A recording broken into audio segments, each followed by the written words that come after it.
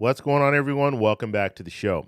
So, we're going to listen to Representative Larson talking about the Social Security 2100 Act again.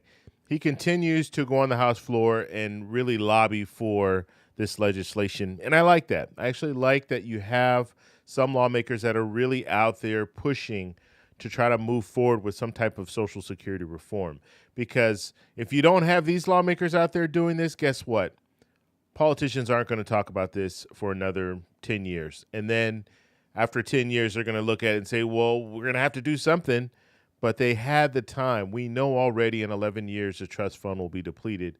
So something needs to happen. And I'm glad that you have lawmakers that are continuing to fight to reform Social Security and to provide an increase for people receiving Social Security benefits. So we're going to take a look and a listen to Representative Larson. But first off, if you guys can do me a favor, please like the video, subscribe to the channel, hit that little bell notification, and then click all. By clicking all, you'll get notified anytime we post a video. We post daily videos, so by clicking the bell notification and clicking all, you should be getting updated every day. And just a reminder, thank you for your support. I really appreciate it. And please consider joining our membership where you'll get custom emojis as well as custom badges. Okay, so let's go ahead. We're going to listen to Representative Larson. He is on the House floor talking about Social Security reform and talking about an increase to Social Security benefits. Here we go. Mr. Speaker, I rise this morning to address a pertinent issue for all Americans, that being Social Security. Mr. Speaker, as you know, it's been more than 50-plus years since Congress, the only body that can, has taken action to enhance Social Security. What becomes even more confounding, Mr. Speaker, is that with 10,000 baby boomers a day becoming eligible for Social Security, Congress has not acted to enhance this program. I was talking to my good friend Jody Arrington the other day and reminding him that in his district in Texas, for example, he has 128,000 Social Security recipients and 90,000 retirees, 9,000 children, almost 10,000 widows, 4,679 spouses, and 14,000 plus disabled workers. They haven't received a benefit enhancement in more than 50 years. And Social Security has nothing to do with the debt or deficit. It's an earned benefit. It's fully paid for. And the increases that we're calling for, well, the president said it best. We're going to pay for those by lifting the cap on $400,000. You could have people in the audience, for example, raise their hand if they're making more than $400,000. I doubt that you would find any. It's about 0.6%, but most people are astounded to learn that there's a cap and they haven't paid anything into the system, a system that all Americans pay into. For example, Mr. Speaker, in Tennessee, you have in the Tennessee's 8th District, 189,000 of your citizens receive Social Security benefits. 136,000 of them are retirees, 25,000 disabled people, 4,000 spouses, and the list goes on. And here's the most important thing. Your district gets $330 million monthly that goes into your district. Now, I say this to my colleagues and good friends on the other side of the aisle who are always talking about economic development. What better economic development tool is there than for your citizens to get a payment? Nobody gets wealthy on Social Security. They haven't had an increase in more than 50 years, and this money would go right back into your district and be spent at the local grocery store, at the pharmacy, at the dry cleaners, to pay for rent or a mortgage or put gas in your automobile. The money all comes back, and Congress hasn't acted in over 50 years.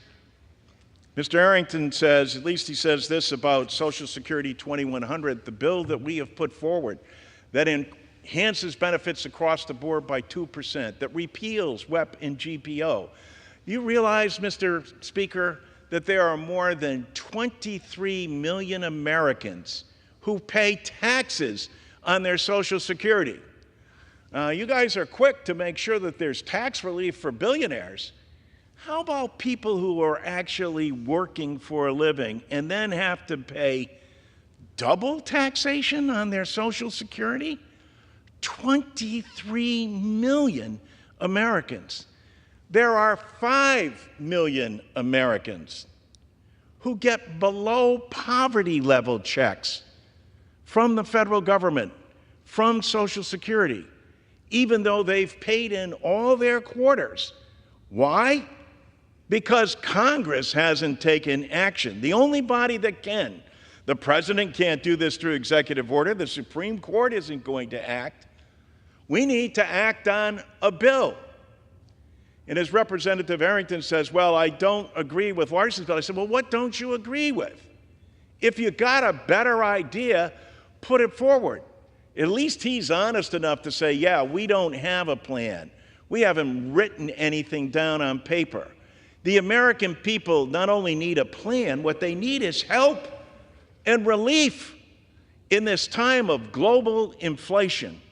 In this time that's coming forward, it's long overdue for Congress to act. Thank you, Mr. Speaker. Okay, so that was Representative Larson. Now, that last part that he talked about, I think, is really interesting, and I think we could see some movement when it comes to Representative Larson's plan, the Social Security 2100 Act, or we could see more lawmakers start to look at different proposals and maybe even create a proposal on their own.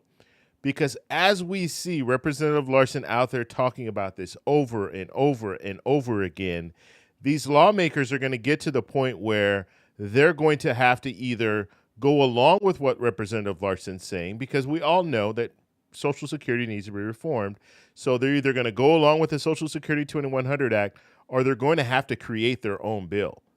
And if they create their own bill, then they're going to have to stand by that bill. And be very interesting to see more legislation, or at least them talk about different proposals, because there's not a proposal out there right now other than we heard the Republican Study Committee that kind of put their plan together when it comes to the budget, the complete budget, but we don't have like a plan, an actual proposal that is being put forward that talks about some of the things that we hear some of these lawmakers talking about, like raising the full retirement age. We haven't seen a proposal that raises the full retirement age and does something else. And, we haven't seen a proposal like that.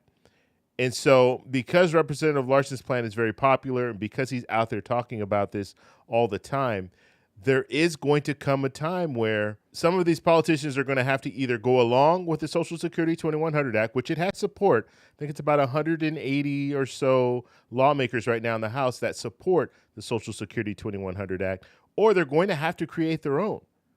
And if they create their own, I would be very interested to see what they come up with. So we'll just have to follow it and see where it goes. But there was something I wanted to talk about, too, when it comes to the Senate. Now, the Senate tried to pass the immigration bill.